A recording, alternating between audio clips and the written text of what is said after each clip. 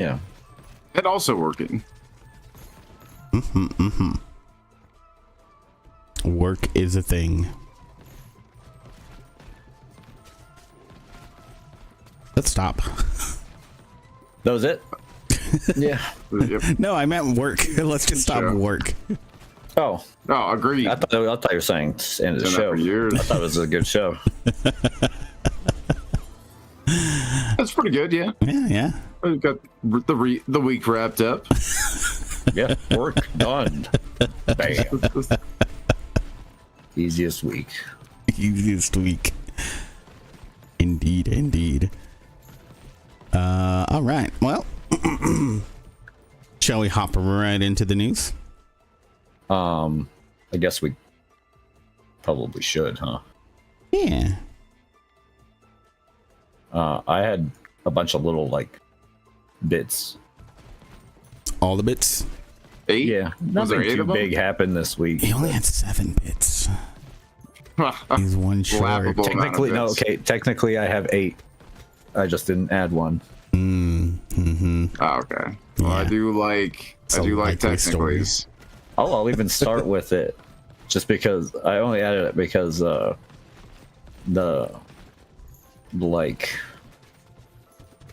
dev who created it made a game that you played that I think you liked. You remember Yeah, the letter V 6 times.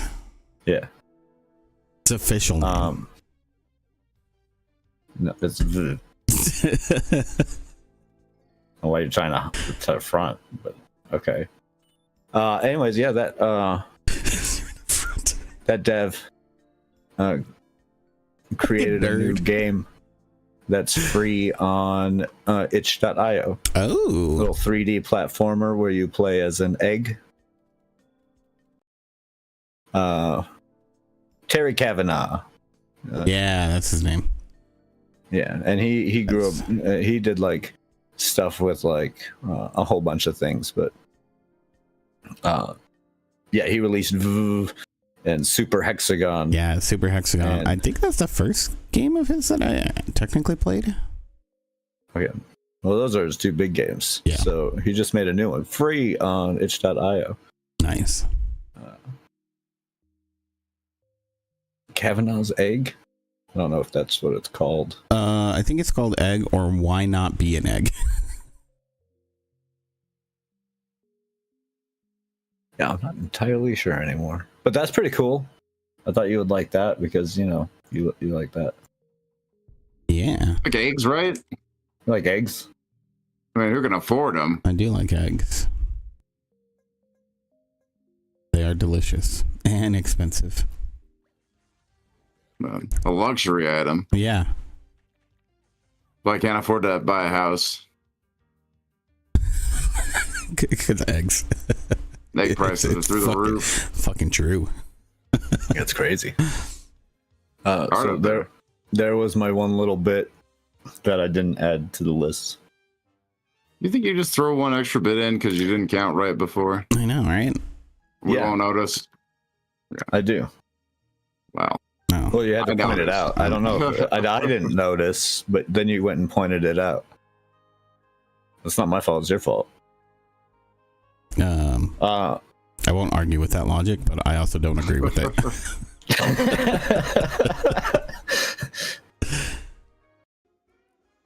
That feels like some sort of personal attack. Anyways, also on cool things coming out after 13 years, Time Splitters Rewind is getting a final launch this November, which is like a fan-made project.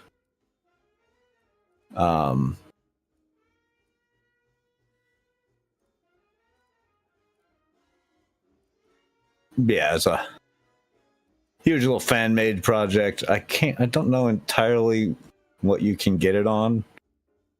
I pulled up their page and they have like a countdown.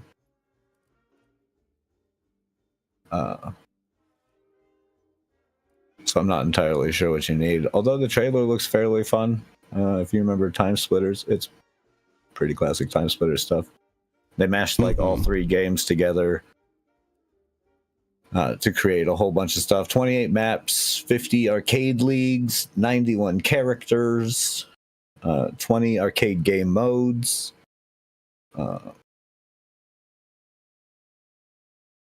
10 players online and offline story mode, 32 challenges, 41 weapons, a new game mode, team elimination, online and offline arcade with bots. They said it's free. Yes, all free. No hidden costs, no microtransactions. Wow. According to their like main website. I'm super stoked. Yeah, no, that's really cool. Frankie knows, big fan. Time Splitters. You? What? That's news to me. No, it's not. Nerd. Yep. That's what I do. We played quite a bit of back in the day. I'm sure you I played so even much. way more. Was... Yeah. Because you're the one that introduced it to me, so. But like offline with bots was like made that game infinitely replayable to me. Plus the like stage creator. That was just like super fun. Yeah. Really all got me. Yeah. It hit all the right triggers. Good stuff. Let's see. You've played emulators before, right? Once or Like twice. Super Nintendo emulators, maybe? I would never. Nintendo doesn't like me to do that. Well, I mean, they don't like you to live stream it, but we'll get to that later.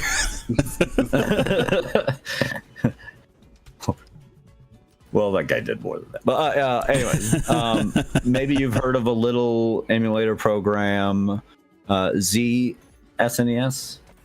I've heard of it, yeah. It was only like the most popular. Right. I don't know how way many to times I play. opened that thing up. Oh, yeah. Uncountable. It was like the best running one. Yeah, I mean, I think it's still like I haven't loaded up an SNES emulator in a while, but I'm pretty sure I would that's the still last like one that's the that one I would used. download. Yeah. That's the one I would choose to download.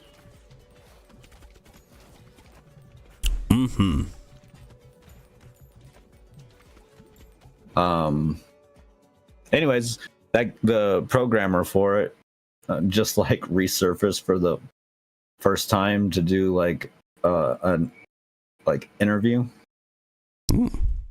where he talks a lot about making the Z SNES Yeah. program. It was pretty good little interview. So if you get some time, I do recommend you check it out. Even if you're not like programmer language, it's still pretty cool to see somebody who was that like dedicated to remaining secret and everything. Oh yeah. No, that's interesting. I'm definitely going to check this article out because I did not see this. Yeah, it's pretty cool. Well, I remember too, there's like a lot of reasons why like those emulators were kind of tricky back in the day, and it all had to do with just the way that it ran, you know. It was just doing very specific things that if you kind of just let a computer try to just do it, it would act really weird.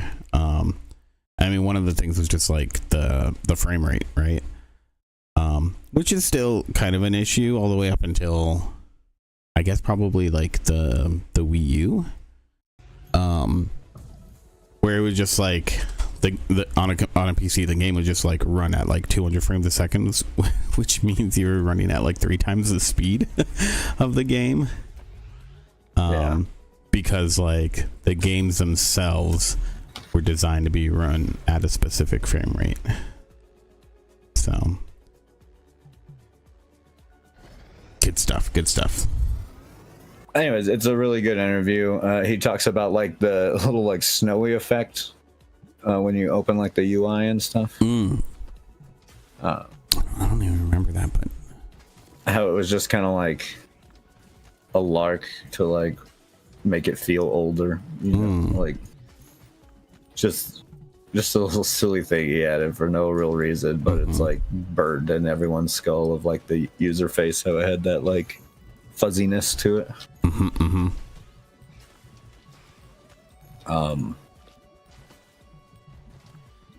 Anyway, yeah, check out the interview. It's a super fun interview.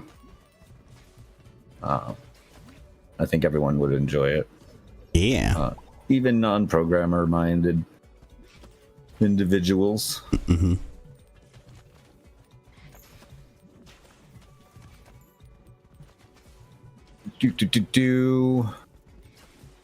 What else do I got? Oh, another little like thing in silly news.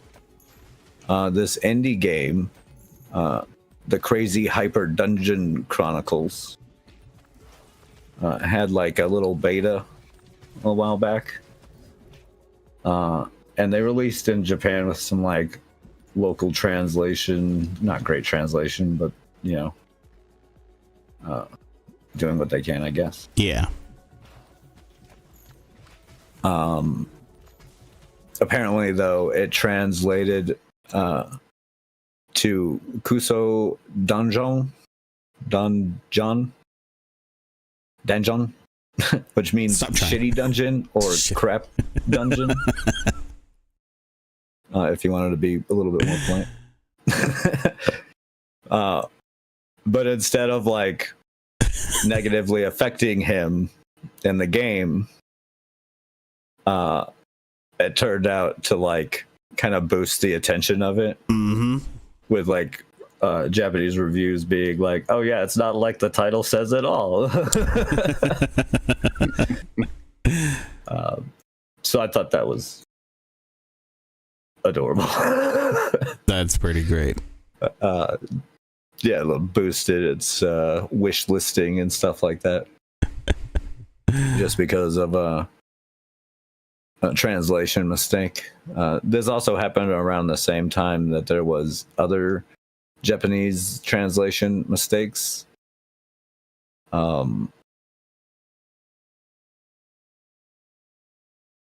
Through some other games that made it onto like the Tokyo Game Show floor. There was like subtitles for some of them with like really wrong translations. And this happened around the same time, and they were like working on like tweaking the getting, you know, professional Japanese translators and stuff like that for this like translation software. I watched this Chinese comedian on YouTube. Like I don't like follow her stuff, but she comes up in my shorts feed a lot. This just made me think of it. She does these videos though every now and then where she'll look at Chinese, well, some people think that they're Japanese tattoos. And she like gives the actual translation for them. And like it's not just hilarious, but it's also really interesting because you can kind of see from the translation of what it actually is, like what they probably thought that it meant, where the translation went wrong. It's good stuff. What they intended. Yeah. Oh man. Yep. Translation's hard, man. Even if you speak well, it's just like the cultural thing, right? Yeah, I mean, it's always been an issue. That's good stuff, though. I want to play some shitty dungeon. Yeah. Wishless shitty dungeon. I love this top comment though on the article that she posted. It says, "Interesting, shitty dungeon and how I usually refer to the IGN comment section."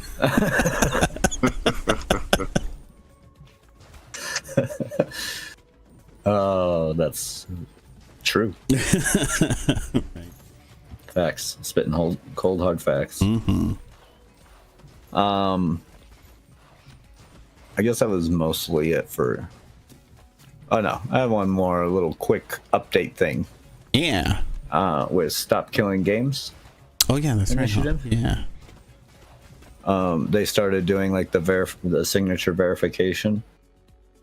And this was going to be a like real make or break it thing, because this determined whether there was like, albeit good-hearted souls trying to get it to reach its goal, but people outside the EU signing do not count.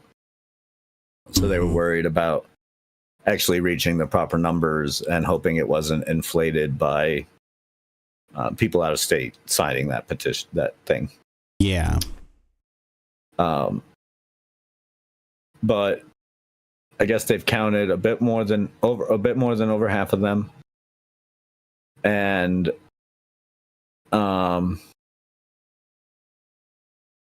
yeah, so they've counted almost 700,000. This was as a couple days ago, so they probably already got further, but as of this reporting, almost 70,000, so almost half, looks like. And Mr. Presidental, who is someone. Let's see, where can I find that?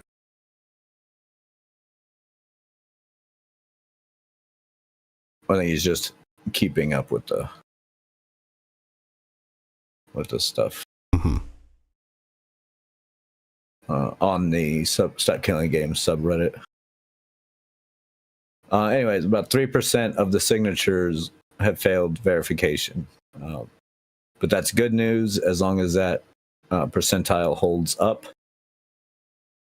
Which, as long as it remains about 3%, that means the signatures will still be over the million needed by a significant margin. So, because they had like 1.5 million, right?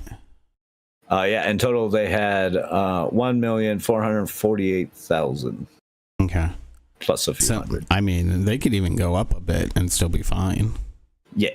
So, I mean, if they're halfway through, it doesn't sound like they're going to get anywhere close to not letting it succeed. Yeah, they got the biggest two parts of the region left to do, which is like Germany and somewhere else, France. Germany and France.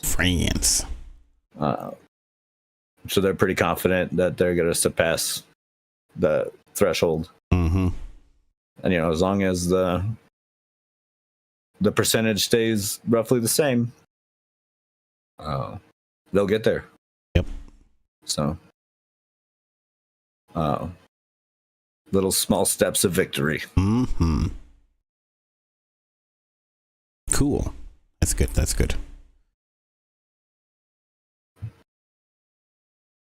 That's really about it. All I have for small tidbits. For the little things. Okay. Want me to go next then? Sure. Since we talked about it a little earlier-ish, hinted at it. Talk about Nintendo Life. Nintendo Life. Yeah. From Nintendo that magazine? Life. Yes, from Nintendo Life. So we're still doing that? The magazine? No. How dare you? The magazine? So accusatory, goddamn. Well, like, who does magazines? Like, Game Informer, I guess. They're still doing that magazine, right?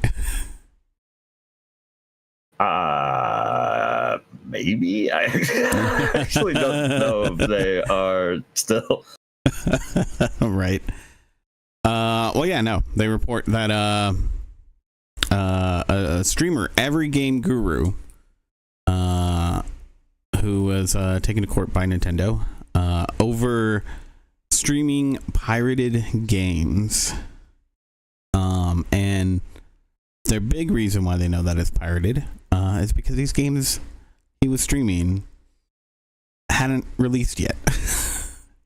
Yeah, he's the one who got caught streaming like unreleased stuff. Which, Yeah. I'm sorry, don't be a fucking idiot. Come on now. Well, You really think they weren't going to come after you? Here's the with thing: that? is that he seemed to be more than well aware, and on top of that, even Antagonistic. yeah, to it. he poked them pretty hard. It was like, no, I'm gonna do whatever I want, and so here we are. So he has been ordered to pay $17,500, and that's just for streaming Paper Mario: The Thousand-Year Door, as well as $500 for 15 violations, including distribution of links to emulators, cryptographic links, and circumventing technological measures to play the unreleased games. Yeah. So, I mean, his antagonizing him too is just you begging for it, man. Like, right. and then to think it's one thing to like, you know, beg for a lawsuit and stuff, but that's if you have like grounds to stand on. From seeing what I see, he has none. Yeah. No, I mean, so there were some other interesting things that they tried to hit him with that weren't, that didn't go through. Yeah. I shouldn't say trying to hit him, but they were trying to, Nintendo wanted an injunction against third parties, that allowed, according to them, this to happen. So these are the tools that people develop, you know, to gain access, full access to their consoles to do what they want with them. And of course, when you do something like that, the added benefit or downside, depending on your view, is that you can then copy or back up your games however you'd like to see that. So, however, the court has told Nintendo that they can't go after these third parties because there's no evidence that Nintendo gave at all that indicates that they were working in conjunction with the defendant. So Yeah. so that's that, which is good because I do think you should be able to back up your games. I do think you should be able to access the hardware that you paid for. Yeah, well, I don't think that's the issue really, like, or at least Yeah. not my issue with it. Like, I just think it's idiotic to like taunt them. Oh yeah, no, that's Like that. that's super dumb. Like, did you think they weren't going? Apparently he didn't think so. I think one of his like quotes is like, he rules the internet, like they can't do anything to him. So yeah, I know. I don't he's think just a lunatic. yeah, he literally he's just a crazy is. guy. I don't know. I bet you it was something where like what's really interesting is this guy didn't even have that much of a presence. Like his average stream viewer count was something like 17 viewers a stream over the course of the last year, with a spike of like 100 people watching his stream, at least on Twitch. I don't know if he was primarily streaming somewhere else, but I assume that it would be Twitch. But yeah, so it wasn't even like that prolific or anything. So yeah, I mean, that just goes to show you, like, even if you're not a big streamer, they gonna find you. They go find you. Nintendo will. Nintendo will find you. They're paying somebody. Probably good money. Yeah, probably. Oh man, that's silly. That's just begging for a lawsuit. Okay. Well, let's see. Right. Do I have anything lawsuit related? Not really. I guess in like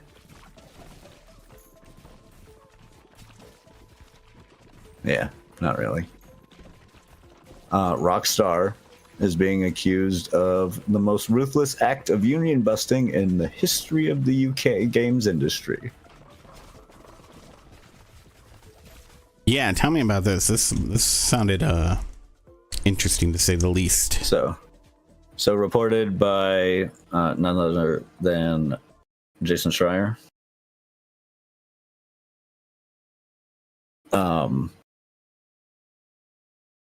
Report is that Rockstar Games has let go of between 30 and 40 employees working in multiple offices in UK and Canada were fired on October 30th.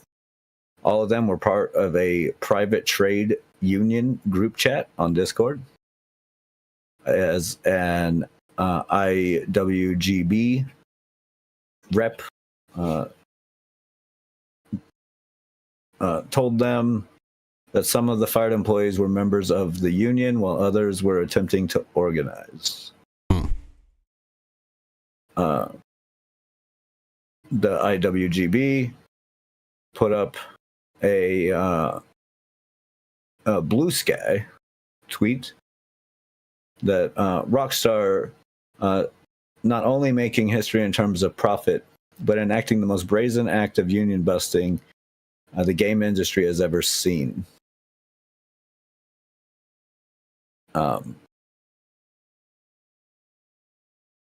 As reported by on gameworkers.co.uk, they said this is the most ruthless act of union busting in the history of the UK game industry.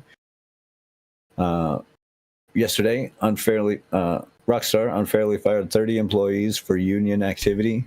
We won't back down. We're not scared, and we will fight for every member to be reinstated. Pretty crazy. The president of the IWGB told Bloomberg that Rockstar's flagrant contempt for the law and for the lives of the workers who bring in their billions is an insult to their fans and the global industry.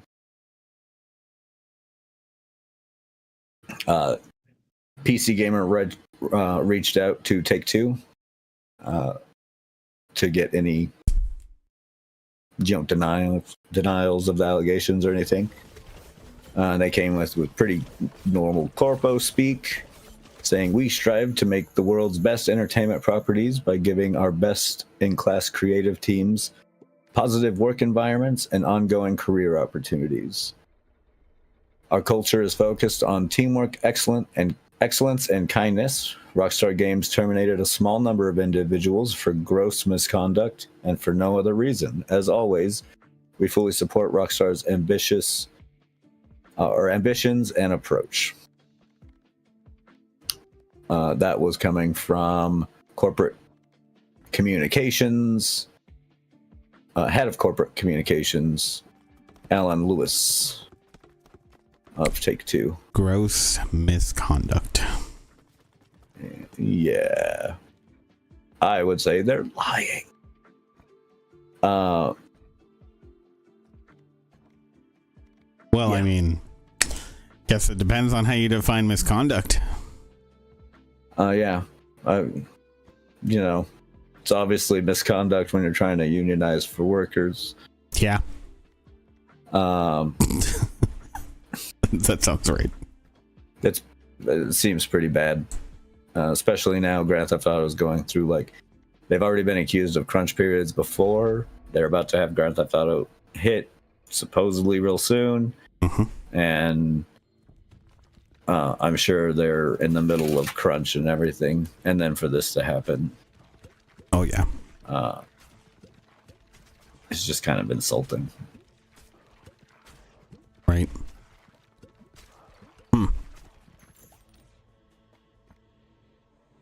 Dang. Well, hope we can keep up with this, because I'd like to see what comes out of this, and hopefully something good in the end, because that's fucking crazy. Yeah, this sort of stuff should not be legal. No. Union busting isn't legal. Well, They skirt around it a number of ways for sure. Yeah, and I mean it there's like weird stuff too that yeah. Well, I mean, like you said, it's just basically skirting around it. But yeah. So I'm sure that's why they're saying gross misconduct. Honestly, the problem is that Take-Two should have been like, we're gonna review what exactly happened. That's what they should have said. That would be the proper thing to do. Yeah, instead of just saying, "Oh, we stand by what they said." Like I get it. You don't want to like call out your people, but you should. You know, like you should find out what's going on at your company. You probably should know. Yeah, that in the very least. I would assume. Yeah, probably I could be wrong, I guess. I'm not an insider or anything, but it seemed like fairly logical conclusions to reach. It does. You're right. It does. So yeah, boo on them, and I hope they're able to push forward on getting unionized. Mm-hmm. We need more of that. I know some people's opinions on that are not the same, but with the way the world's going, at least here in the United States, it seems like the only way we're going to get any kind of protection. I mean, I understand, like, so Linus Tech Tips, Linus Sebastian in particular, you know, he said something along the lines of, if my employees unionize, then I've done something wrong. That's not. I can understand. That's not accurate either. It's not, but I can understand an employer thinking that. I guess, but it's not. That's not the point of a union, to be like, oh, you're doing us wrong. It's the collection power when we don't agree with those decisions. Unionizing, people like to get on unions because of, oh, they're just complaining about getting raises and stuff like that. But that's hardly ever the like main issue. That's something they're going to fight for every time. Yeah, for sure. Who's not going to fight for more money, right? Like, yeah, obviously. But I think people also forget that those pushes in fighting for more money don't just increase their money. Like, they tend to, when more of them happen, they tend to lead to the rest also going up. Yeah. Oh yeah. At least in like local levels. But I do federal level's a whole different thing. I can at least understand when an employer thinks that like, oh, okay, if my employees want to unionize, then I'm either A or even all of these not open enough, you know, not treating employees right, or there's something going on that I don't know about. And so I can see how, as an employer, that can be like, shit, like I don't want it, because employees should just be able to just talk to me. But I think that one thing to remember is that it can be difficult to just do that. You know, there's fear of retaliation. You got to look at the rest of the world. Well, I can come to you all day, but if my power is lacking, I can't. But I mean, do anything about that. Yeah, but that's what he's saying, is that like, if there is an issue and, you know, it's legitimate, then that shouldn't matter. You know, and I understand that there are some employers who like to run their companies that way, where it's like, yeah, this is us working together for something. I don't like, yeah, I might be, you know, the CEO or whatever, but I don't want to necessarily have more power than any other person. Like, all voices should be equal. And I think that's, at least on from what Linus has said, I think that's how he would like to think of his company. At least to a start degree. Your company. I'm sorry. In my opinion, then you can start your company that way. Like, you can have a co-op company. Yeah, but how could he co-op when he's grown significantly? Like, I mean, he did work. Easy by making your employees part of that, because yes, he did work. He did do the work to get his company that far and stuff. But so did his employees to grow him that far. But I think it's pretty debatable that his employees got him that far, because he worked for years. It was just him and the other main guy. I always forget his name, Luke. But by now they've been working with that whole team. Oh yeah, no. For like a long time to put out videos and stuff. Yeah. There's something to be said about like in the start and wanting to try and keep it close knit and stuff, but like your company can expand to become like a completely employee owned. Also, I think if you want to bring on a new employee, making them part of the company only makes them feel more a thing. Maybe you have a thing like a lot of co-ops do, where we pay a little like due, and usually it's not much. When I worked for a co-op, it was like $3 out of my check. Yeah, and I was part of that co-op. Yeah, like, no, and you can set that level as much as you want. Like there are ways to do it, but I mean, when you start, like, it's not. I don't think it's that straightforward for every company. I mean, first off, they're from Canada, right?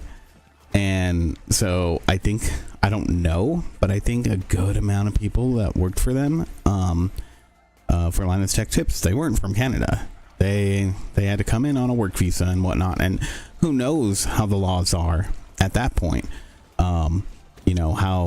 How difficult it would be to have an employee be part of the company in that way, just because they were hired. Not to mention, what if you have somebody who you're doing contract work with, and then just it's something where these people they want to continue doing contract work. They don't want to actually be part of the company. Well, that's a whole different thing. Contract work works like normal with co-ops. It would still just work like normal. Oh, but I mean, we're talking about Canada though, so the laws could be different there, I mean, I don't know what their union laws are there. Yeah, neither do I. But I'm saying, like, it's not necessarily something that's so straightforward. And I mean, even talking about Linus Tech Tips, it's something that I don't know a lot about, because I have no idea about how employment laws are up there.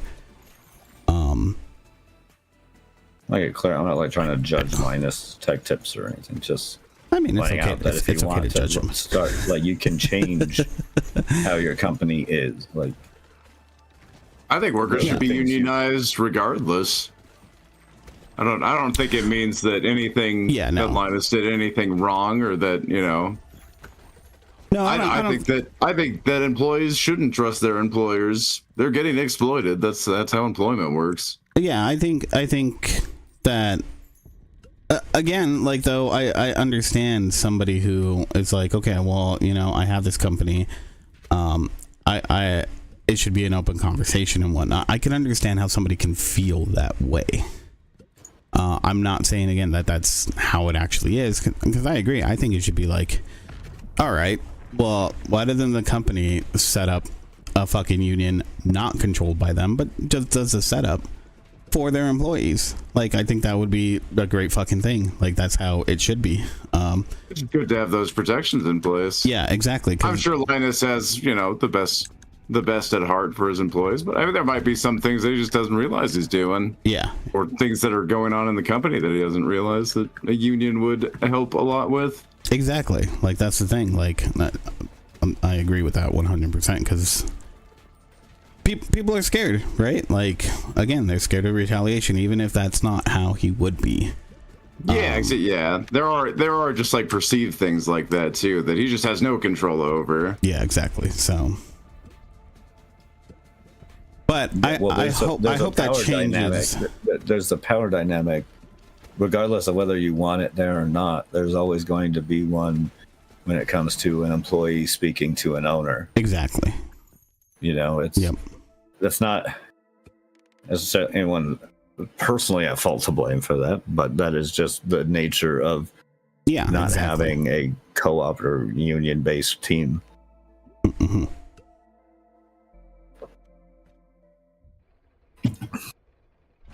But yeah. So, anyways, I hope the best for them. Mm-hmm. Okay. Well, next up, I got Outer Worlds 2. You guys touched this at all yet? It doesn't run on my PC. Oh, really? Fucking lame. Very frustrating stutter mess. Well, so I tried to touch it, but there was no touching to be touched. But hands off. Mm-hmm. Well, there are some issues with people who also could not touch it because the downloads were not working.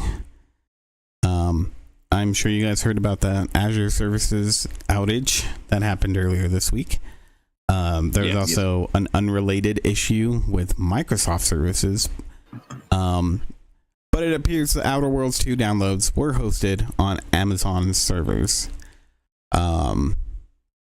So yeah, that just led to people not being able to download and play the game that they paid for. So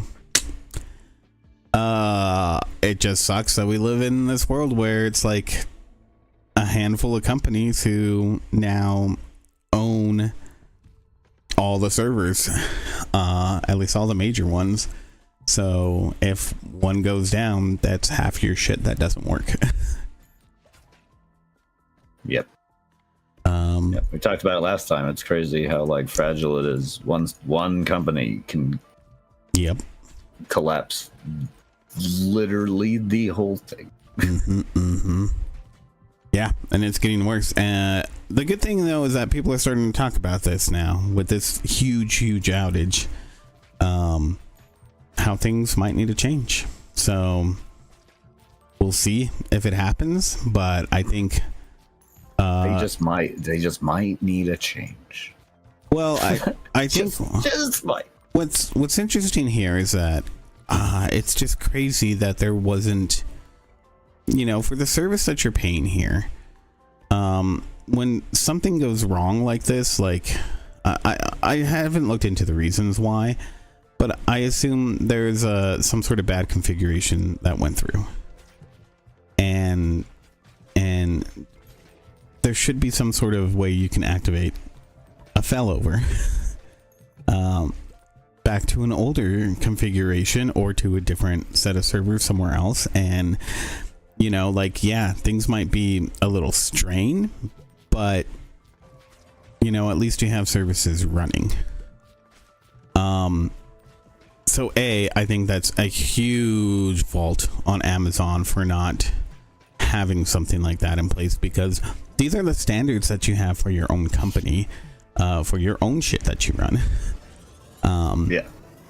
And when you want to move something to the cloud, it's usually because there's this idea of like, if something goes wrong with one of their servers, another server will kick in. So companies usually aren't like, oh, well, let's host it on Amazon and also on Azure servers. That way we have that redundancy, because that would be pretty expensive. But maybe that's the thing. Maybe that's what needs to happen for companies now, because you clearly can't rely on these cloud services holding up their end of the agreement. So we'll see what happens. But yeah, it really sucks for people who really wanted to, maybe took the day off to start on some Outer Worlds 2 and just couldn't do it. Was that you? No. Oh, okay. I would have been pissed. Yeah, I didn't take the day off for Worlds myself. I picked up on the Game Pass, so. Same here. It just did not. That I got through like the first part of the tutorial, and then it turned into stutter mess. I don't know. I figured I'd let it sit for a little while. You know, let it cook with some updates. Maybe it'll work for me. Yeah. Internet said I'm not the only one experiencing these problems, so I'm not super hurt about it or anything. Mm-hmm. Hopefully something gets done about it. But yeah.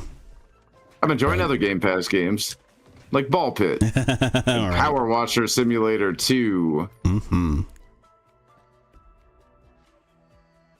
Oh, yeah. We'll talk more about those soon. Back over to you, Tools. Okay. Have you heard of Python?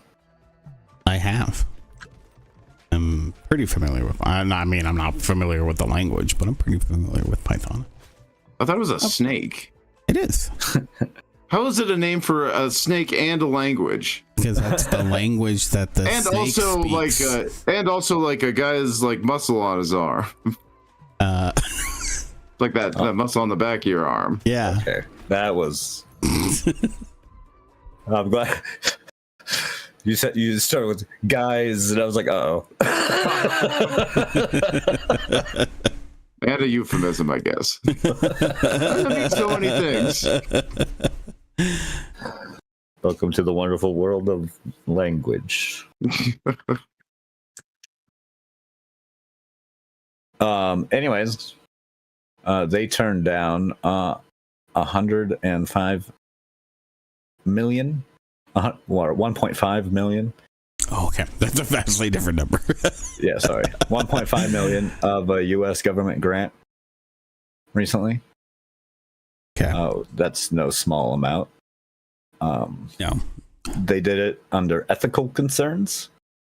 Apparently, the funding terms included affirming the statement that we do not and will not, during the term of this physical assistance award, operate any programs that advance or promote DEI or discriminatory equity ideology in violation of federal anti-discrimination law. Well, they, since Python has been pretty open, being an open source ecosystem program, they obviously just didn't feel comfortable taking it, because not only would it affect what the grant is going to, it would affect the company as a whole, and it violates their own like mission statement of let's see, where was that? Let me find the quote. What's interesting is that Python is used by a lot of colleges and research people. It's a very, very helpful tool for just science work, simulating things.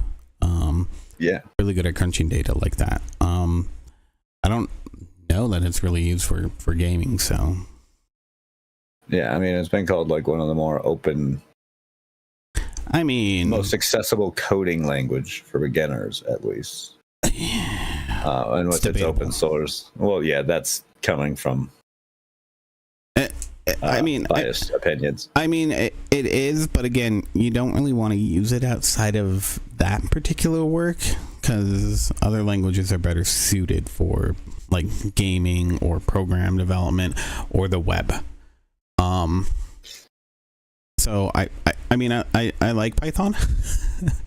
I think the idea is great. It's just it's really good, I guess, for if you want to understand like a broader I heard it's really view. good when you're trying to do like programming of little like chips to run like DIY things.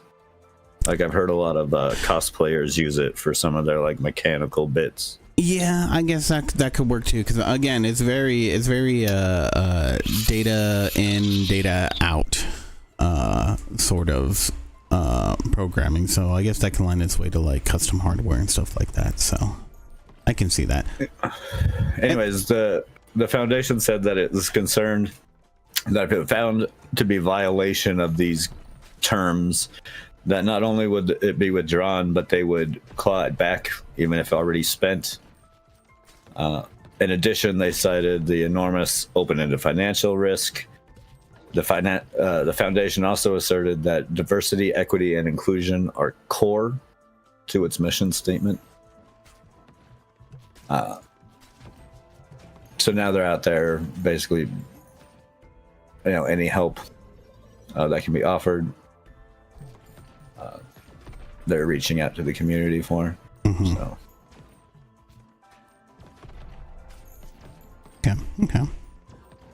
It's a small place. The foundation itself has a small staff of 14 people. Yeah. And they're just looking to try and help get those people paid, apparently without worrying about government interference. It's sad that they have to worry about not meeting this and that money to be clawed away, which means they can't take what would normally be a excellent thing. Yeah, right. Yeah, because especially with other things going on, funding coming in from the government would be pretty awesome for any institution right now. Yeah.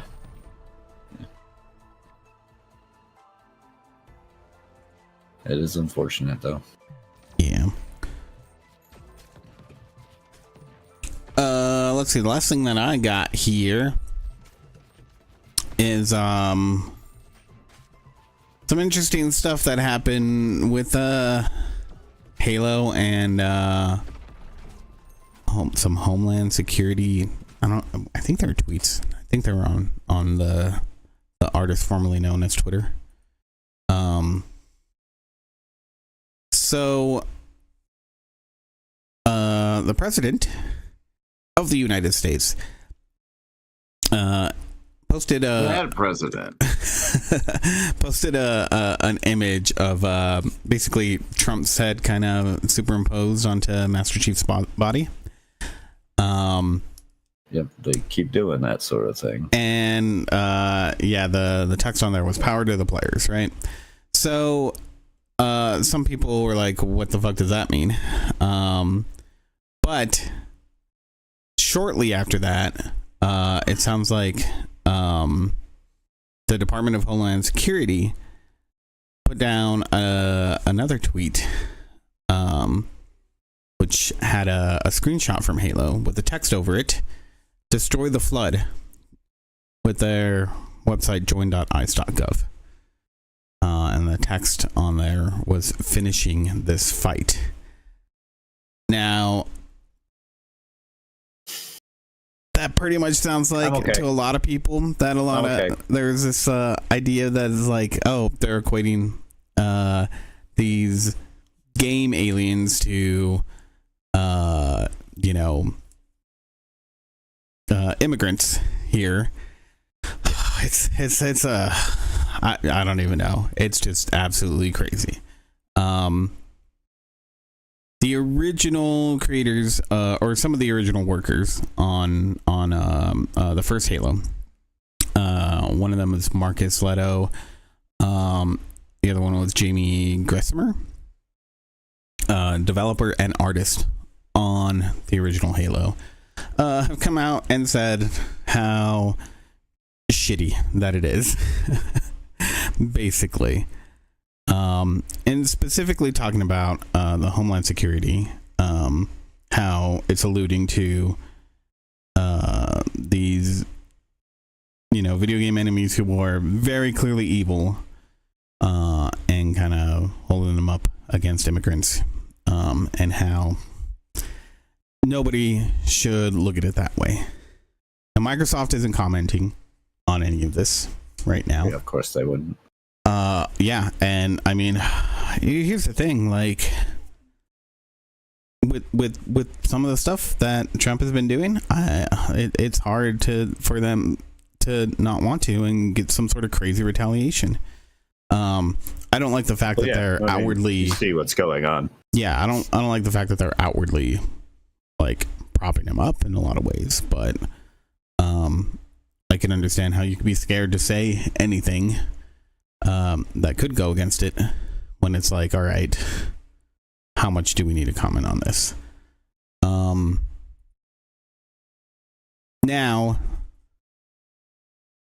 the president's staff did say that what the president's tweet was about was him taking credit for the end of the console wars, and didn't have a political message, an actual political message to it. He's taking credit for that. He's got to end all the wars. Yes, exactly. Except for, of course, starting war with Venezuela and.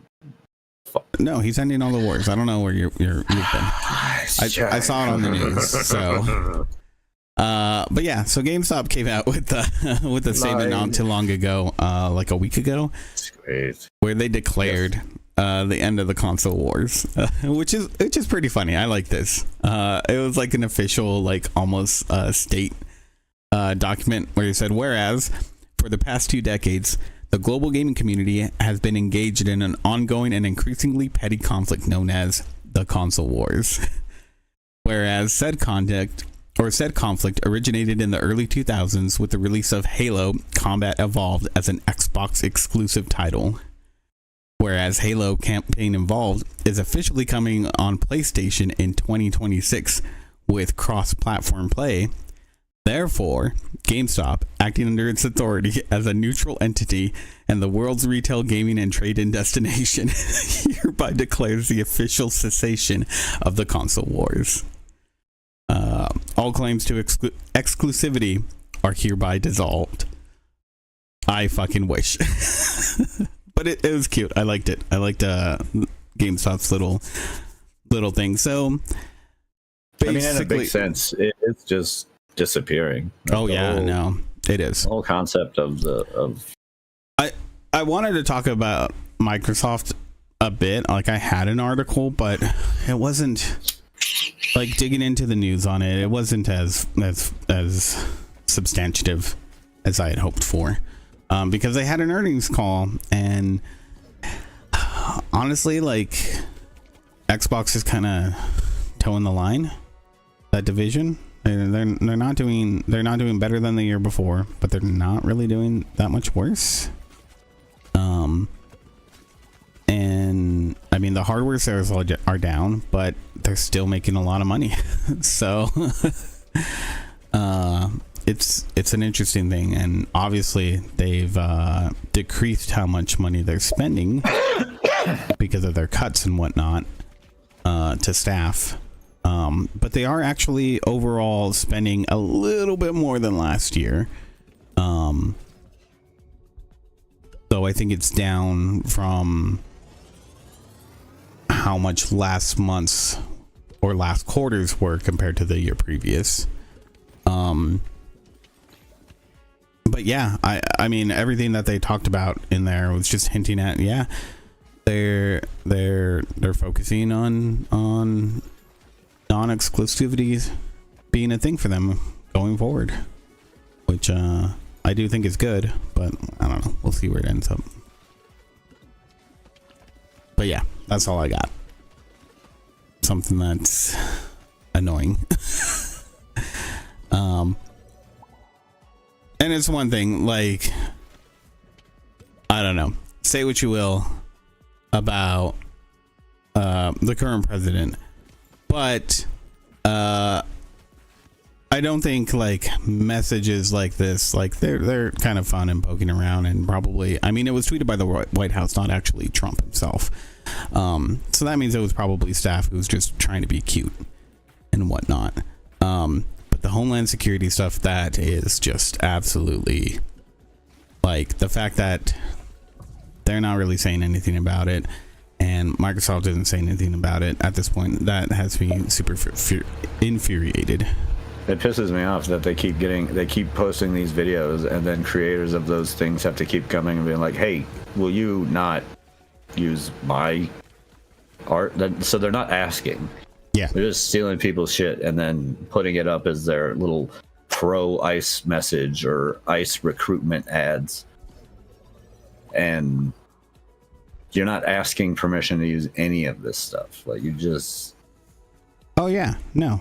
And I mean, here's the thing. Like, B needs to find out who is and who isn't with you. Yeah. Just loyalty tests. Yeah. But that's all for me. All right. Remedy, who released FBC Firebreak to a very, very lackluster reception.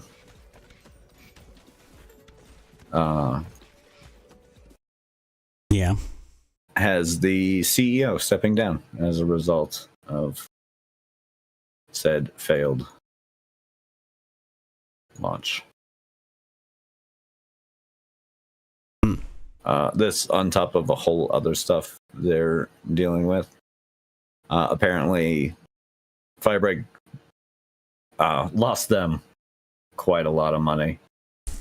A gamble that did not work out for them. Yeah, I didn't even know what this was about.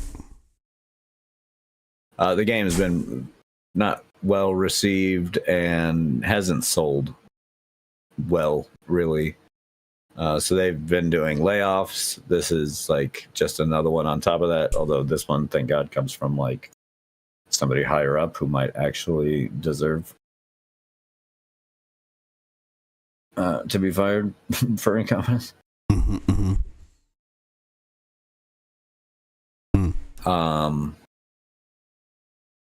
Yeah, it's. I guess FBC Firebreak is like set in the same world as the hit game Control. So they really thought it would do better, and I think they spent too much money on putting that game out. Huh. And it did not do better.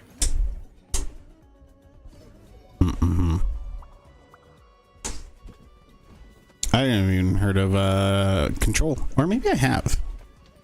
I played Control. Control is a pretty fun game. Okay. Like a pretty solid game, but the Firebreak didn't look too bad, but it definitely wasn't well received, and definitely didn't do the numbers that they wanted it to do.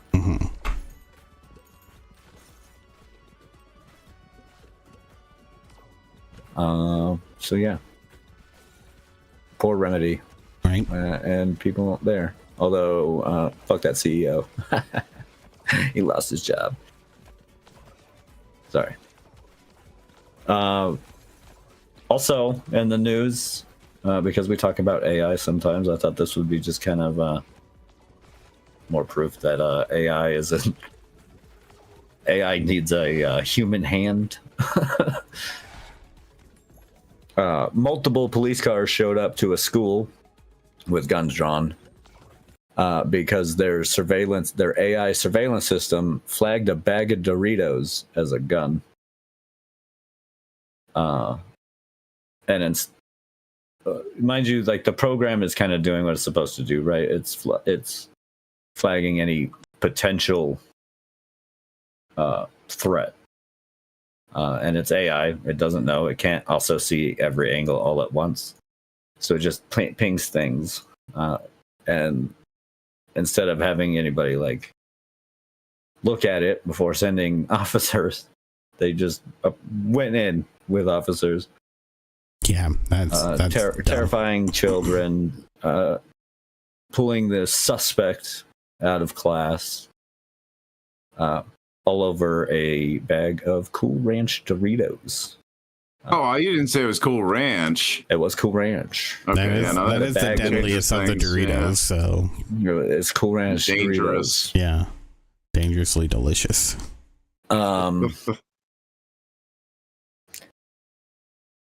The school superintendent in the Baltimore, Maryland region claimed that the program did what it was supposed to do, which was signal an alert for humans to take a look and find out if there was a cause for concern. Of course, they're not talking about how the cops just showed up. It's so like dystopia. Like, maybe look before you go ahead and gear up and send cops out to make sure that that's what it was. It can't take that long to determine that, oh no, hey, that's a bag of blue Doritos. I mean, does it say that nobody looked at the footage at all? Nobody looked at what because when I kind of skimmed through this article earlier, it sounds like that wasn't explicitly said.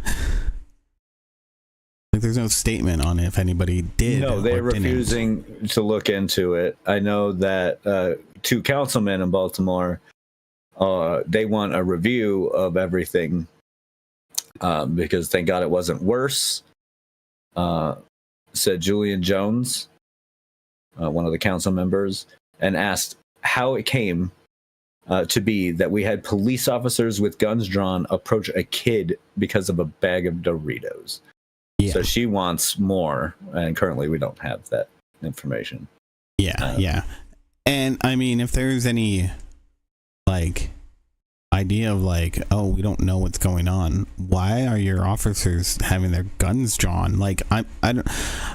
It's one thing to go and investigate the situation. Yeah, it's a whole other thing to go like it was a live incident. Yeah, you're scaring children. Like, you're scaring the shit out of people. That's all you're really doing at that point.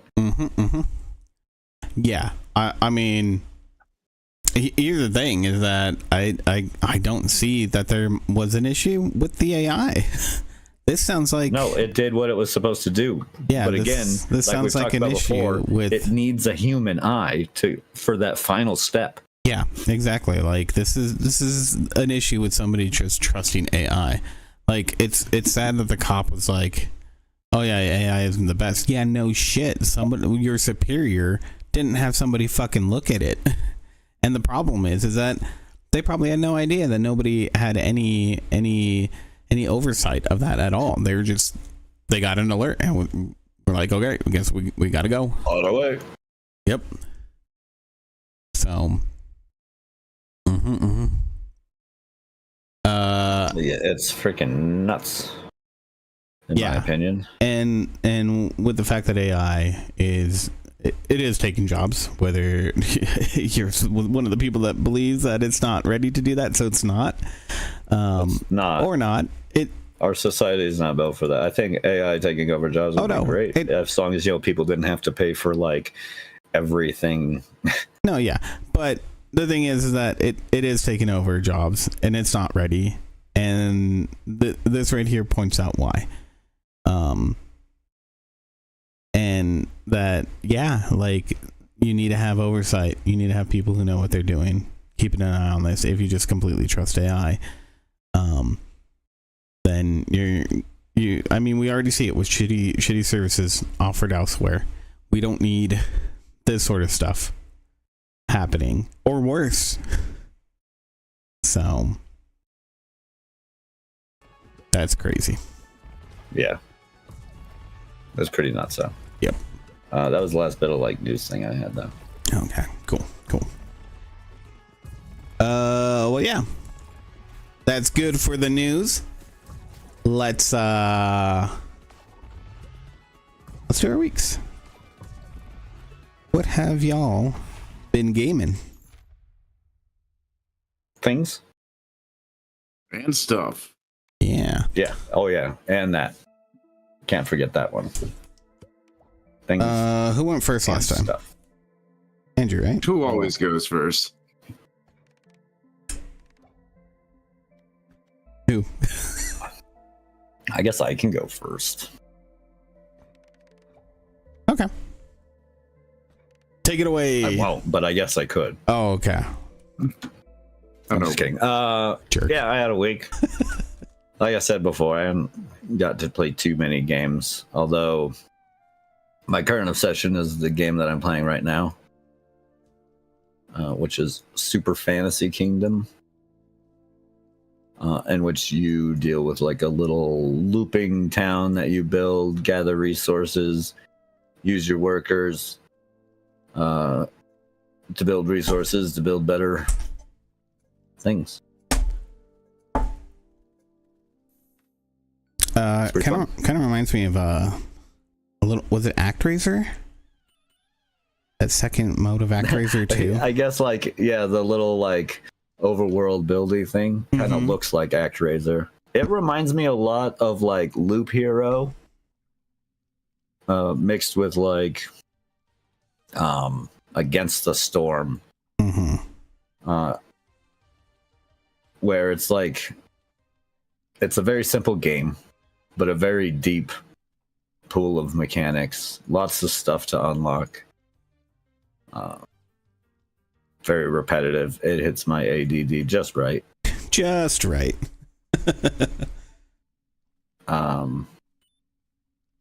Yeah, I've been hooked. The one I'm playing currently is the undead side, but they have like a human side, and it runs like mechanically different, which is nice. So it always feels pretty fresh. Was this the one you were talking about last week? Yeah, I talked about it last week, but this time I'm actually playing it during the podcast. Yeah. Cool little sprites. And like they are definitely, it's in early access, and the developers are definitely it's a solo game, and their first game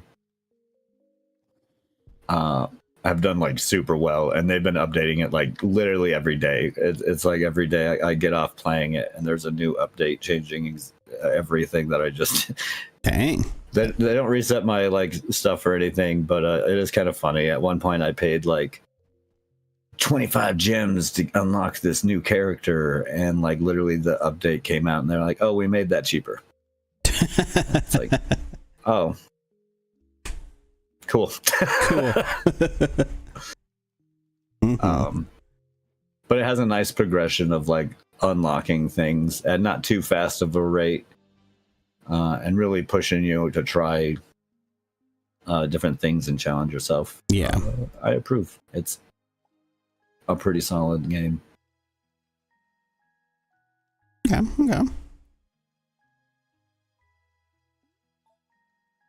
You do little like challenges to unlock like new units that you can use for your little army, and you just got to defend your wall from like a never increasing larger horde. Super fun. Yeah, seems pretty cool. Played some more Escape from Duckov, which is also a pretty fun little extraction shooter game. Talked about it last time. It's like doing like rounds in China right now. It's the hot shit. Yeah, people be loving that. Yeah, that's fair. Let's see, what else?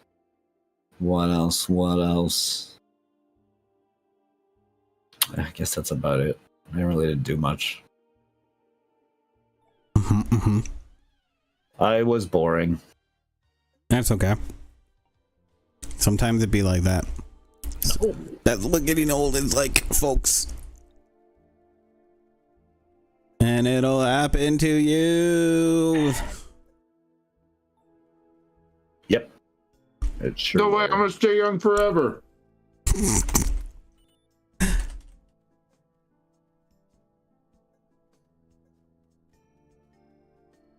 All right. Who else wants to go? Forever Young. Do you want to go next? I was talking to you, Coffee. I couldn't hear you. You said you wanted to be young forever, so. What's that, Sonny? Would you like to go next? No, I don't need the bathroom. You don't have to yell, but do speak up and repeat what you do. Yeah, I will go next. I mean, I didn't do too much either. Been playing this game that I have up here. I see that you also got into it after you saw it last week. I don't know what you're talking about. I can see your playtime on the Game Pass. Shut up. Don't throw facts at me. I mean, mine's pretty high as well. It is a good game. It's really good. Really good, yeah. Yeah, super fun. Been having a lot of fun with it. Wait, how many characters have you unlocked? Quite a few now. I've unlocked like 3 today. Oh, damn. Including, I think, one I unlocked. This guy that I'm playing now, I just unlocked when, like during the podcast here. Oh, another double? Oh no, it's I guess you don't have that building unlocked either. You get a building where you can bring partners. Oh. You get the effects of both of the characters. What? It's a bit of a game change. Holy shit, right? There's a lot of game changer buildings. I found the true breakout character where he gets the little wall he has thing? like a big, yeah, he's got a shield and you get the balls bounce off your shield and they do double damage every time they bounce off your shield. Oh shit.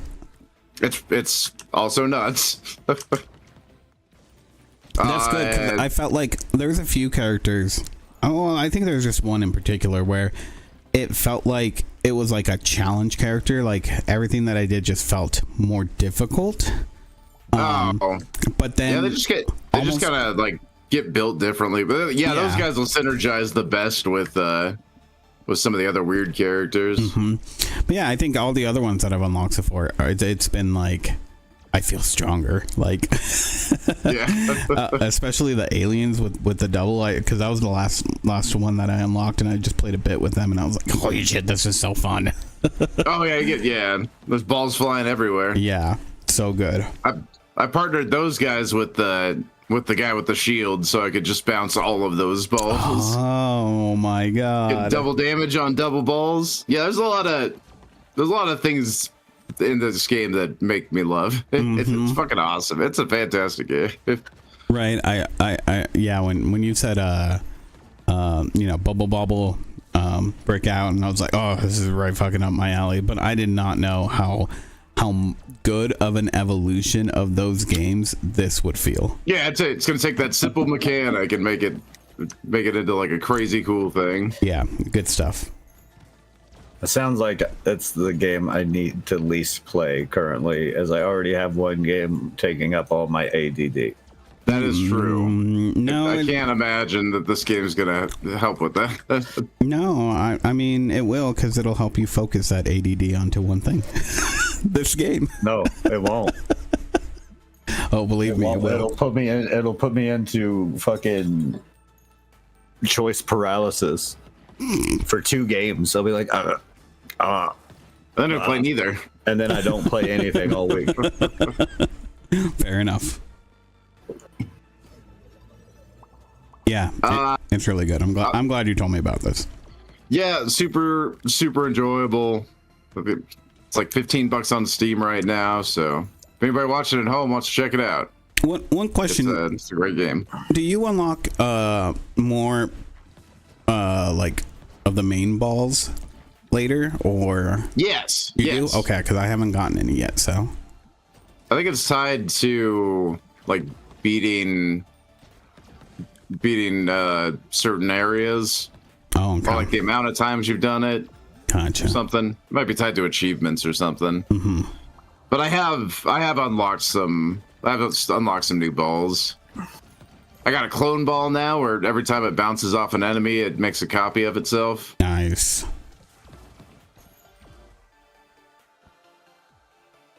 Also found out you can evolve you can't do a fusion on them, but there are evolutions for the little passive perks you get too. Oh, really? Yeah, I've stumbled across a couple of them. That's cool. I had no idea. Wow. Yeah, I think you get like if you do like all 4 of the crit chance from hitting it from a certain direction, those will all evolve into one thing. Oh, that's cool. Okay, cool. Game just keeps getting better and better. Yeah, that's been kind of my thoughts on it too. I thought I was gonna like run out of content at some point or be like, oh, this is getting kind of repetitive, but they just keep adding stuff that gives it more depth. Yeah. Just here I got here's two passive things evolving right now. Boom. Nice. Although I'm not picking any of these things. The character, the partner character I brought with this guy, chooses for you is his thing. Oh, okay. That one feels like the challenge run characters. Yeah. He picks for you. Although he's usually pretty good about it. I've had some runs where he's just completely screwed me. Where I'm like, why did you pick that? It's like that works not at all with the build. Doomed us. Yep. That's cool. Other than this, I've been playing. I tried out. I got the Power Wash Simulator 2. Yeah. And that's been pretty fun. I mean, as far as like power washing goes, I haven't tried the multiplayer yet. I do want to. I just don't have anybody to multiplayer it with right now. I couldn't afford to get it yet. God damn it! Leave me alone. I'm not judging. There's too many games. We went over this last week. There's too many games going out. I'm already practicing my cleaning skills. You played a lot more of the first Power Wash Simulator than I did, so I gotta like get on your level. So it's good that you can't play that just yet.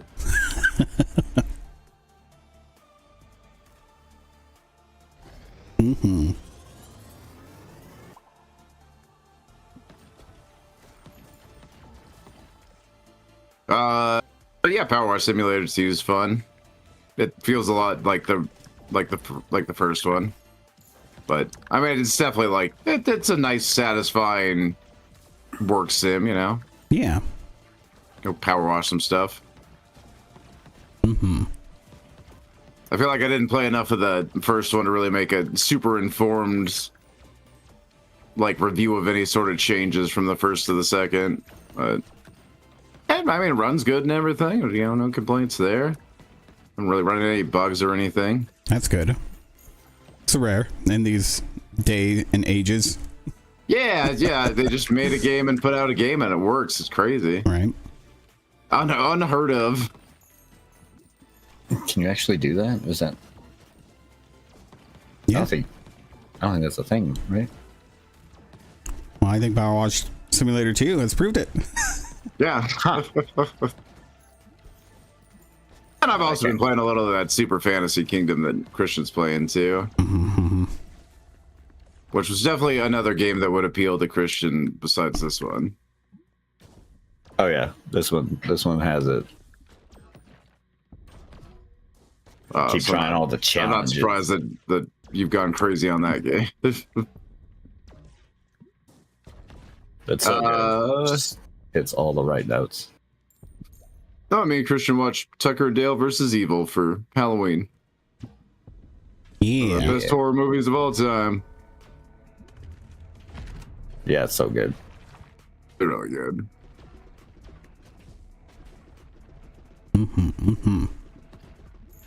And I mean, that's about it for my week.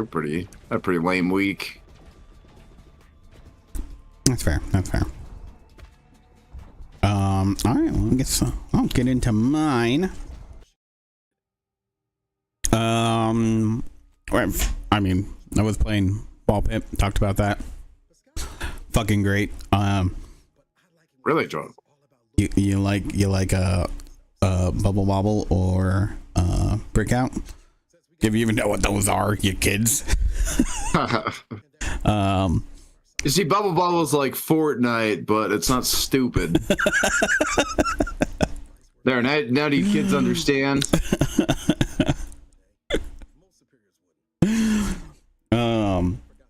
Yeah, and Brickout is like Roblox without predators. Well, less predators anyway. I can't guarantee no predators in Brickout. God, I can't believe some people still let their kids play that. Anyways. Brickout? Yeah, I know. So yeah, super fun game. Ball Pit. Definitely check it out. Been playing more Marvel Rivals Zombies. We beat that mode. We did. Yeah, it's good times. I'd like to do a solo run. I can maybe do it with Blade. I don't know. We'll see. It's putting out some good damage, but I think I still need to like figure out better what I should take of his, or maybe I just need to get lucky. Because sometimes it feels like I do a shit ton of damage, and other times I'm like, fucking goddamn it. But yeah, super fun mode. I actually can't wait, Christian, until you get Magic fully upgraded. She's insane. Yeah, I want to see how quickly we could beat this. Honestly. So yeah, it's a really fun mode. Brings some freshness to the game for sure. But yeah, and then playing some Outer Worlds 2. So it feels like it has the same quirky humor. I'm only like an hour into the game where I left off. This is pre-recorded here, so you can see my beginning folly where I know I had this issue. I don't know if it was this exact one, but it was at least a similar issue in the first one where it was just something that I didn't see because of the way you would normally turn your camera. Just I kept missing something over and over again. I got stuck in an area. It was early on in the game. Same thing happened in this one because I didn't have the perk to like pretty much bypass everything. Apparently you should get engineering skill. Just gonna tell you guys, that is the perk that I took. Yeah, it's like I kind of wanted to too. I was like, this is probably going to be super helpful, but like the other options that I picked for my character, I was like, I don't know if that's exactly in line. And now I feel like I'm being penalized for it because like I think it's been like 3 of the 4 things you could just get right away by having the right perk have been like, there's usually an option of 2 different ones. But yeah, engineering has been there for like 3 of the 4 times that's come up in the first hour of the game. So I feel like I'm being penalized at this point. Which kind of sucks. And it did kind of suck getting stuck, not knowing exactly where to go at like the very first fucking thing in the game. But other than that, I feel like it's been solid so far. Again, only an hour in, so I'll have more to say on it later on. But yeah, I look forward to getting to play it at some point. Yeah, I think I'm gonna try to beat this within the next few weeks, if not sooner, just because before my game pass runs out, since I was lucky enough to get another month of it. But yeah. So yeah, I'll get back to you guys on that one next week. Otherwise, 2 shows that I've been watching. Alien Earth, finished that one. It's about time. My God. How did you find it? I thought it was pretty fun. There was I don't know. It feels. I think I agree. I think Christian, you said you felt like it was incomplete, right? Well, I mean, a little bit, as like. Yeah, it feels like it leaves off in a weird place. Like I'm not. Oh yeah, it definitely feels like they're setting up for like next season or whatever. Yeah, but even then, it was like it doesn't feel. It feels more like. I don't know. It doesn't feel like the season's concluded. Yeah, kind of. Yeah, I agree on that. It did feel a bit weak. Yeah, so it's one of those things where I think it's good. I think it has potential. I'm not 100% sold on it, but I will check out the next season to see where it goes, because I think if you like Alien at all, it'll be up your alley. I loved it because of that, like the introduction of all the different aliens, how quick they are to introduce more aliens, how willing they are to just let the alien go and be like ruthless. Like this alien, that first alien like tears ass right around, like probably in the most insane murdering that we've probably seen an alien do. So I think it takes everything, like it has such an atmosphere of the first Alien. They just did such a good job. I'm curious on where they'll go with the whole like eyeball guy. Yeah. Yeah, I gotta find out about Eyeball. Yeah. The synth, best character in the show. All the synths themselves. Yeah, I think there's a lot there, and the only thing that has me concerned is I feel like there's so much of the whole Neverland stuff like thrown in your face constantly, right?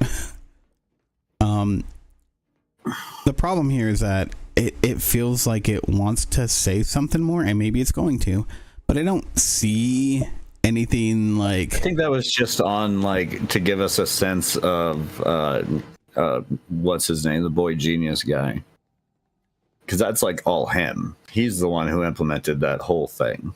Yeah, exactly. Because he can't grow up. But that's, well, so that's the thing, is that this is exactly why I think in the end it's trying to say something, because she indicates that he's not the one that can't grow up. He's always been ruthless. He's not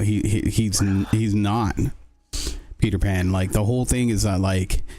Well, technically he is. I mean, if you look at, I'm sorry, just on like a lore bit, like he is Peter Pan. Peter Pan is not a good person. Peter Pan kidnapped a bunch of people. Yeah, but I think what she's trying to say is that he's more like Hook. He's controlling. He's like that. That's what I mean, is that what she's hinting at here feels like it's trying to be some sort of thought-provoking storytelling that's going on, and I think that's part of why it gives me that sense of like, oh, it doesn't feel like the end of the season, because the point hasn't been made yet. I don't think it's just got you thinking. It doesn't seem like they have finished that thematic arc. Yeah, exactly. So I want to see where they're going to go, but it was definitely fun. It was definitely like in the vein of Alien, the things were going on and having the new creatures and whatnot. It was pretty cool. I don't think it messes with the lore a whole lot, if at all. Yeah, I mean, I wasn't super worried about the lore anyway. There's nothing that like the fourth Alien movie didn't already do to ruin the lore of the franchise. that this TV show was going to do. I meant more with Prometheus and Covenant, because I did really like those two. liked them better than I think most people liked them as well. Yeah. Yeah. And so kind of hated on those movies. I thought they were all right. I thought it was a lot better than Alien Resurrection and Alien 3. Right. And the Alien versus Predator movies. Agreed. Better than over half of the Alien movies. Yeah. So with those being something where I was like, okay, I do actually like those. I didn't want them to mess with it, and I don't think it really does. In fact, it might actually, it could tie into some of the reasoning behind some of like them just actually going and looking for more life and finding it and finding an alien and whatnot. You know, it gives them the ability to have these pieces connect. Yeah, they have the opportunity to do a bit more world building with it. Yeah. Yeah. And I mean, we get to meet the Yutani side of Weyland Yutani. Exactly. I thought that was pretty cool. Yeah, I thought that was neat too. Yeah. So it was a nice little bit there. So yeah, super good. I think definitely worth checking out. I hope the next season is better and it feels like a complete story.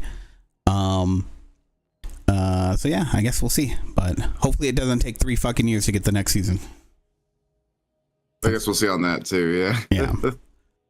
Well, there's no writer's strike slowing things down, so probably that's not. true. Yeah. That's why a lot of stuff took forever to get. Not that, I mean, those writers were right to be on strike.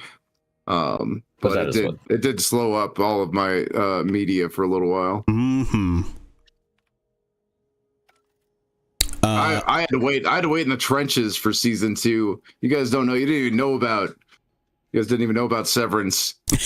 Right. I watched that first season. I was like, this is the most amazing show I've ever seen. I can't wait for the next season. And then I had to wait years. Mm-hmm.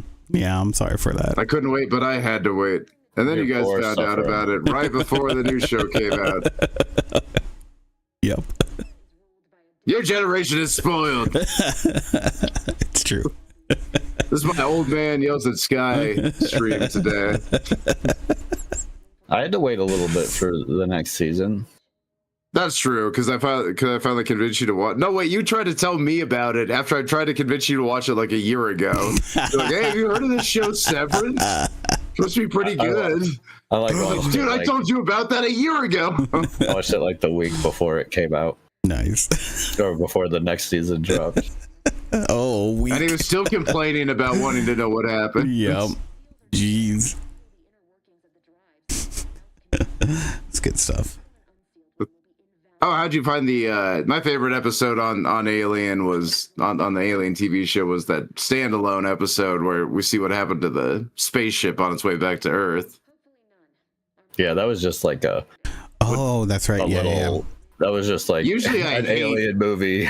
Usually I hate standalone episodes and TV series because I feel like it really detracts from the momentum of the show. But boy, that was a good episode. Yeah. Loved that episode. It was like watching the movie Alien. Right? Actually, yeah. Yeah, it felt like it gave you this rise of tension, even though you know where it's going to end up, right? Yeah, you know where it's going. Yeah. I mean, there's that you find out that that the Prodigy kid set the whole thing up. There's that. But other than that, like, you know, that ship's going to crash into Earth. So, you know, it's it's a foregone conclusion. Like, an alien's going to break out and the ship's going to crash into Earth. But just seeing them get to that point is really interesting. And a lot, it played out a lot differently than I thought it did. Right? Yeah, no, it was good. That was a risky episode. I feel like they could have messed that up in a lot of ways, and it ended up being my favorite episode in the season. I think I'll agree with you. I think that is my favorite episode of the season too. Yeah, because it was definitely something where it was like I felt super invested at that point, and that didn't do anything to detract it. It definitely ramped it up for me. I was like, all right. It made me kind of root more for the for that cyborg guy too, the one guy that like survives that crash. I was kind of rooting for him after I saw that. I was like, damn, that guy, man, it's like kind of halfway evil or whatever, but that guy went through some shit to do what he's trying to do. Like, I'm kind of rooting for you now, guy. Yeah, it was interesting because it's like I feel like the only faction that you don't want to be rooting for is Neverland. Genius there. Yeah, Prodigy seems pretty. Well, then even at some point you're like, you're going against Boy Genius and stuff, which also includes the Timothy Oliphant and stuff. But then at some point, Timothy Oliphant, you're like, what are you doing? Why is he doing? Why? Because he seems to also be kind of going against our Boy Genius. Oh yeah. Well, that's the thing. Like, as I started seeing things, I was like, I don't think he's gonna be going against him. I think he's too. I don't know. Then there's like the looks that he gives the synth and stuff. I think he's too attached to the synth in a weird way, right? Like in this exploring humanity type. I don't think it's even that weird of a way. It's just like he's just attached to them because they're like him, but more human because they put children's souls into them. I don't know. Like there's things about it where I'm like, I don't think he does actually care. Like the way it's coming off. That's what I'm saying. Like sometimes you get that, and then sometimes you don't. Yeah, and I think what it actually is, and that kind of spoiler alert here, but that kind of comes out where it seems like he is going against Boy Genius, but no, he's in charge of quite a bit. Like Boy Genius trusts him for a lot. Right. And so like, yeah, he's just going to take care of things, even if that doesn't seem like the wise things to do. He's also, a calculating robot. So he plays some pretty, like, what better way to try to trap this incoming force than to make them think that they're going to sneak in. Right. By letting all of that happen. So it feels like his whole end game is looking out for the company in the end. So I don't think that's going to change. So we'll see. I really don't want to be a company man, though. I want to root for him. Until Timothy Oliphant, quite affable. Yeah. I don't want you to be a bad guy. But that's the thing too. That's what's really cool is that it's really only like it's only the Boy Genius that I hate on that side. Oh yeah, he's very hateable. I think they did a great job with that on the show. Right? Like very hateable character. Even the doctor lady, I think, yeah, she's kind of a shithead, but I think she does actually care. She's just a little misguided. So yeah, like when it comes down to it, I can. It's just he's just so infuriating. I just want to strangle his little fucking neck.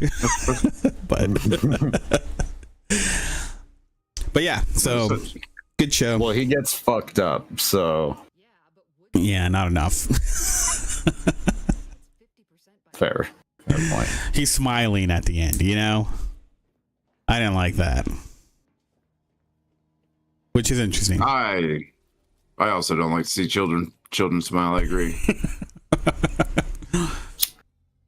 And then the other thing I watched is finished up Interview season 2 because Sky really wanted me to watch it. So, Christian, you need to watch it. Has she watched that new one? Mayfair Witches? The Talamasca. Is it out yet? Yeah, the first season came out. Is it all out? All right, maybe just the first episode, but yeah, apparently it's not been very well received. Neither was the Mayfair Witches, and honestly, like Mayfair Witches kind of sucked. I don't have too much of a hope for Talamasca. I'll check it out, but I probably will not. Brienne did say that the end of Mayfair Witches got better, but that doesn't mean much to me because it was a very low. So small bar. Yeah. But that being said, Interview season 2, holy shit, is it good? The the things that they changed, again, they fucking wowed me. The performances were so great. By the end of it, the two guys are really good. Like the two main guys are like phenomenal in those two roles. Here's the thing. I loved Lestat and Louis are. I love the girl that played Claudia in the first season, and I was very scared about how I'd feel about the replacement for the second season. And up to where you and I watched, it was still a little like, oh, I don't know if I'm gonna really like her. By the end of it, she does just as well. I think she doesn't play her quite as unhinged, but she's still very, very fucking convincing in the role and the things that she does. So yeah, I think it's extremely well written. If you like vampires, and especially Anne Rice, it's really, really good. And Rian got excited for it because the trailer for the Vampire Lestat came out. I don't know if you guys have seen that. The next one is, or the next season is the Vampire Lestat. Yeah, and it looks fucking hilarious. Oh, I can't wait. They got to start doing the music bit. That one. Yeah, they already released a song. Yeah. So yeah, I'm excited to see where it's going. I think, regardless of the universe, the cinematic TV universe, whatever the fuck you want to call it, this show is really good. 100% worth it. So yeah. Christian, you really got to watch it though. Like, I really want you to finish it because I think I've got so much to watch. I think you're gonna fucking love what's about to come up. Like where we stopped. Like if we would watch one more episode, like it starts to ramp up and like some interesting fucking ways too. The stuff that they do with Daniel and like the in between of what happened in San Francisco and him rejoining up with Louis, the explanation of that, so good, it's fucking intense. So yeah. Other than that, I think that does it for me. Yeah, I got no more movies, no other TV shows. I think that's it. That's pretty good. Yeah. Yeah. I think that was a solid show. One would say. Oh yeah, definitely. Good stuff. Anything else you guys want to add before we head on out? No. Get you guys to your nerd games that you're gonna do. Yeah, we need to play some Magic. We do have nerd. Oh my god, your screen is so fucking crazy right now. Coffee. Me? Yeah, the fucking balls. They're going crazy. Oh, good stuff. All right. Well, let's wrap it up. Thank you everyone for joining us this week. Thank you, Coffee. Thank you, Two Littles, for being here. Welcome. As always, you can catch us on the Twitch, the YouTube, website classicgamerbrain.com. We also have a Discord where you can join in on the conversation and hang out. That's discord.classicgamerbrain.com to get over to us. Anything else? No. Join our slavery program. Don't forget to spay and neuter your pets. They're all good. This is all good advice. Mm-hmm. Let us know down in the comments if you found this advice helpful. Right. And if you didn't, leave a comment about how you didn't find this helpful. Let us know about how you didn't spay and neuter your pets, you monsters. Or give us your helpful advice. What would Bob Barker have said? I'm Barker, bitch. Man, it does sound like classic Bob. Yep, it's true. All right, everyone. What's wrong, bitch? We'll see you guys next time. Love you. Bye. Goodbye.